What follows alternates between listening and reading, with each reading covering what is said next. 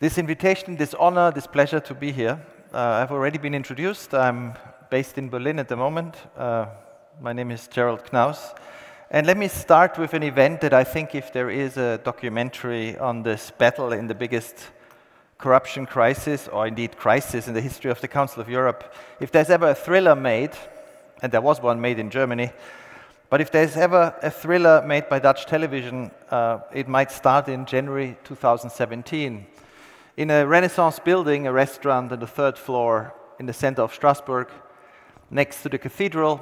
In the evening, on the 3rd floor, a small group of members of European parliaments who were in Strasbourg for the session of the Parlementaire Assemblee of the Council of Europe gathering and discussing what to do in the face of really an incredible story of corruption, where the Council of Europe, Europe's oldest human rights institution, had been captured, bought, manipulated, undermined by an autocratic regime, and where it had become clear what was happening, but nobody was prepared to take action. And in that room, there was a very active German social democrat, there was a social democrat from Luxembourg, I remember a Swedish liberal, and there was one member of the biggest group in the Parliamentary Assembly, the EPP, the European People's Party, one member, and that was Pieter Omtzigt. And he was in an unusual position because his group had been really dominant in the Parliamentary Assembly, but it had been run by people, well, I just give you 3 names. In January 2017, Axel Fischer, who's currently on trial in Germany on the suspicion of corruption by Azerbaijan. The trial is ongoing in Munich. The predecessor of Axel Fischer was the president of the Assembly in January 2017, a Spanish senator, Pedro Agramunt, also EPP, also then previously leader of the group, who was forced, in a second we will hear about this, to resign as the only president ever of the Parliamentary Assembly. And his predecessor as leader of the EPP party group was an Italian, Luca Volonte, who was sentenced in first instance to 4 years of jail in 2021 in a court in Italy. Now, this group wasn't the only group in the Parliamentary Assembly that was infected. There were people in almost all political party groups that had been bribed, bought, and corrupted. But in the EPP, there were very few. Basically, there was just one prepared to go against this overall consensus. And the consensus was, don't rock the boat. In Strasbourg, don't mention what everybody knew, that the institution was being undermined and corrupted by the people of Ilham Aliyev, the dictator, in Baku on the Caspian Sea. Now, in that discussion, it became clear that everything needed to change in Strasbourg. The rules to investigate in a case of suspicion of corruption were such that only one person could instigate an investigation. The president of the Assembly, Pedro Agramunt, who was himself the problem. It was clear that the rules on disclosure of corruption for the members were worse than the rules for the functionaries of FIFA, and this in an institution that was supposed to set an example of protection of human rights and the rule of law. Now, what happened then? I will tell you in a second, but how did we get there? How was it possible that a small country could take over one of the most important, well, the most important human rights institution on the continent? My colleagues and myself discovered in 2011, when friends of us were arrested in Azerbaijan on trumped-up charges. They were beaten up by thugs of the regime in a restaurant, and then they were charged with hooliganism and put to jail. We discovered a paradox that the Council of Europe seemed to get ever more friendly. The assessments got ever more positive the more people were put in jail in Azerbaijan. In 2012, we wrote a report based on insider knowledge and whistleblowers in the country, where we had discovered that there was a systematic campaign ongoing already then for more than 1 decade of buying, bribing, blackmailing members of parliaments in France, in Spain, in Italy, in the Netherlands, in Germany, in Sweden, everywhere, trying to bribe them to vote whenever they came to to Strasbourg, to the Council of Europe, in favor of Azerbaijan. We wrote the report and we called it caviar diplomacy. That's how they called it internally, because one of the gifts they gave to the dozens of members of the Assembly who were on their side was caviar. But there was much more, much, much more. Our report was received by the press. I remember meeting with Peter shortly thereafter in his office in The Hague. He was shocked. Frank Schwabe was shocked, the Social Democrat. But the General Secretary of the institution, who was after all a former Norwegian Prime Minister, Thorbjørn Jagland, and at that time was also in charge of the Nobel Peace Prize. He was actually heading the committee that was giving the prize that a certain American president so very much wants at the moment. Fortunately, he's no longer heading that committee, because he didn't move a finger. The allegations were known. They were discussed in the corridors. People talked about envelopes with money being given to election observers with thousands of euros in cash. People were talking about the holidays, the many events, but nothing happened. Until 2016, when partly because of the reports my colleagues and myself had written, but especially because of the work of Italian prosecutors who read our reports and connected them to strange transfers to the bank account of Luca Volonte, the previous head of the EPP group in the Parliamentary Assemblee of the Council of Europe, an Italian politician. And to his account, 2.4 million euros had been transferred in batches of hundreds of thousands each month. He actually later admitted he had a contract for 10 million euros to be paid through strange constructions, through banks in the Baltic states and then in the Marshall Islands or in Scotland, but the money all originated in Azerbaijan. Italian prosecutors then found the emails that Luca Volonte exchanged with other members of the Assembly who were from Azerbaijan, where he thanked them for the juicy gifts he had received after his trip, where he discussed how he would mobilize voters among the other party groups, mentioned his associates, and then talked in particular about one shameful vote in January 2013, where 125 elected members of different European democracies who were in Strasbourg that day voted that black was white. There was a resolution by a German rapporteur about political prisoners in Azerbaijan, and 125 said there are no political prisoners in Azerbaijan. All these people in jail are criminals, hooligans. They probably deserve it. After this shameful vote, the representative of the Azerbaijani delegation was joyful and said, the Council of Europe belongs to us. It belongs to Azerbaijan. And in 2013, he was right. But when the Italians discovered all these email conversations, including, by the way, the links between that group and the Russian delegation, they then issued an indictment. The indictment was the basis for another report my colleagues and I wrote, and we published at the end of 2016, came to Strasbourg, expecting everybody to do something, but as I said, in the end it was a very small group of a handful of people, and nothing would have happened without them. In the end, Peter suggested, why don't we do a resolution? Why don't we call for an investigation? Why don't we, in the end, press for the resignation of Pedro Agramunt, who'd made his career defending, apologizing for the human rights violations of Azerbaijan? And to cut this story short, a few months later, the Council of Europe was transformed. For the first time ever, Pedro Agramunt, as president of the Assembly, somebody had to resign. There was a change of the guard. In many of the party groups, new people came to the fore. The Parliamentary Assembly reasserted itself as the moral conscience of the institution, and it became visible in January last year when a majority ruled that with almost 300 political prisoners in Azerbaijan, things were dramatic, and Azerbaijan, the delegation, lost the right to vote. Now, this transformation, if it wouldn't have happened, the Council of Europe would have died a moral and political death. What is this institution that Azerbaijan wanted to corrupt? And does it matter? Well, it actually all started here in the city of The Hague in 1948. The Hague Congress, which Winston Churchill had invited to, together with people all around Europe who wanted to build a different Europe after World War II, called for a Charter of Human Rights, a Council of Europe, and the European Court of Human Rights. The Council of Europe was then set up as a club of only democracies, initially only 12, in London in April 1949.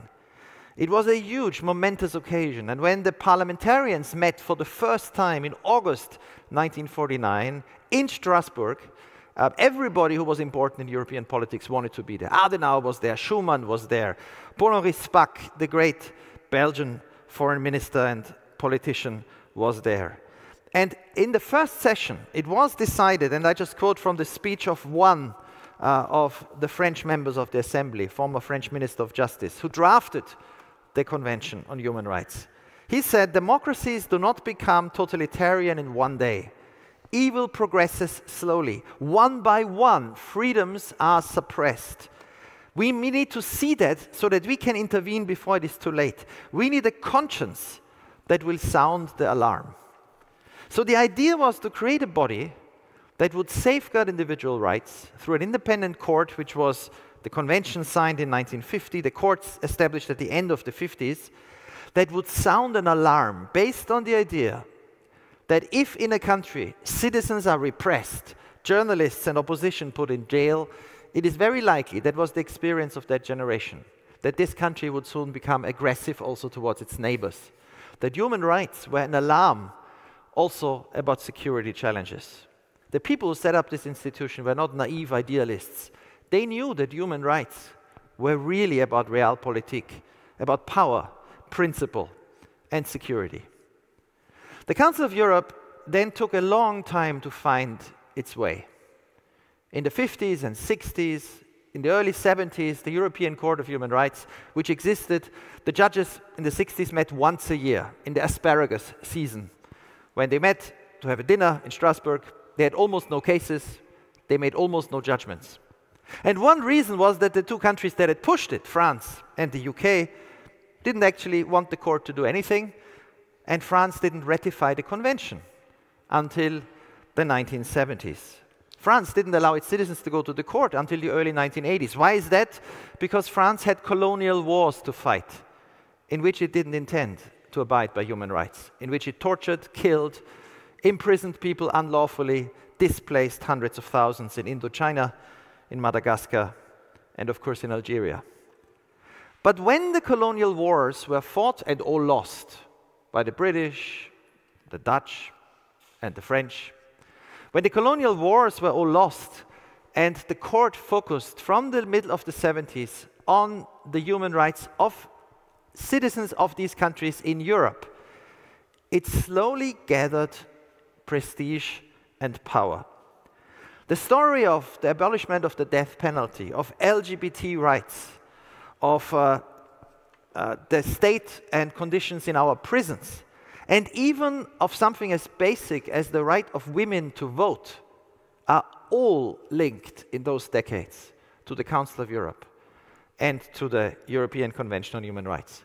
I don't know if you know that Switzerland only introduced the right for women to vote in the 70s in national elections, because it was too embarrassing for the Swiss to ratify the European Convention on Human Rights with an exception for women's right to vote, which was the original intention of the government. And then women demonstrated in Switzerland and said, no, we want to join the convention like every other country. You can't do that. Liechtenstein, another member of the Council of Europe, only granted the right to vote to women in 1984. I always think of that when I hear talk about European values. You know, our long embedded tradition of non-discrimination and equal rights. Liechtenstein granted the right in 1984 after a small group of women from Liechtenstein went against the advice of their government and of the Duke to Strasbourg to visit the Council of Europe and said, we are going to tell the Europeans that we, the only women in any European country, democracy, cannot vote. And then the right to vote was granted. These stories almost nobody knows, but they show us the power of an institution that holds everyone to standards. And very slowly the court acquired prestige, and by 1990, of the judgments it had issued, only 2 of 70 judgments were not implemented after 5 years. So the court issued judgments, governments took them seriously, democracy and the rule of law was strengthened. And then the institution expanded. In the 90s, after the fall of the Cold War, after the fall of the Berlin Wall and the end of the Cold War, many countries joined. From 12 members in 1949, the Council of Europe went to 46 members today. Every country in Europe except 4 is a member. And the only 4 that are not members are Russia, which was kicked out in 22, Belarus, which is a dictatorship and has the death penalty, Kosovo, which is trying to join and is close to joining, and the Vatican, the only monarchy, absolute monarchy left in Europe. Now, as the Council of Europe expanded, however, it entered into this period of crisis, where it suddenly turned out that the member states lacked the will to defend the principles. And here I must focus on what hasn't changed until today, which is the lack of interest of governments with their ambassadors in the Committee of Ministers in Strasbourg to actually decide to fight with each other over human rights when one of these governments doesn't respect them. The Council of Europe did not prevent torture returning to Europe, in Azerbaijan and other countries.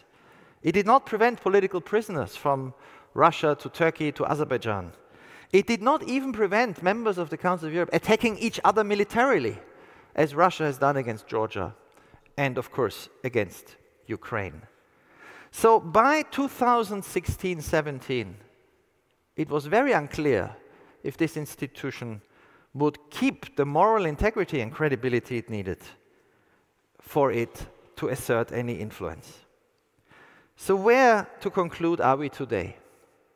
Thanks to the work of a small group of parliamentarians who fought for these values, found allies, and some of them are here, who are doing the work of reporting on human rights violations, monitoring elections, and then speaking truth to power, the Parliamentary Assembly has regained its credibility. But the rest of the institution is still in a very bad state. And this matters, because in the very near future we might see a challenge to the Council of Europe unlike any since 1949.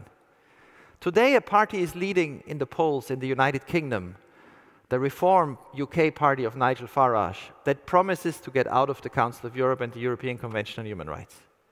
If the United Kingdom leaves the European Convention on Human Rights, I'm sure other European countries that don't implement any court decisions, like Hungary, might follow.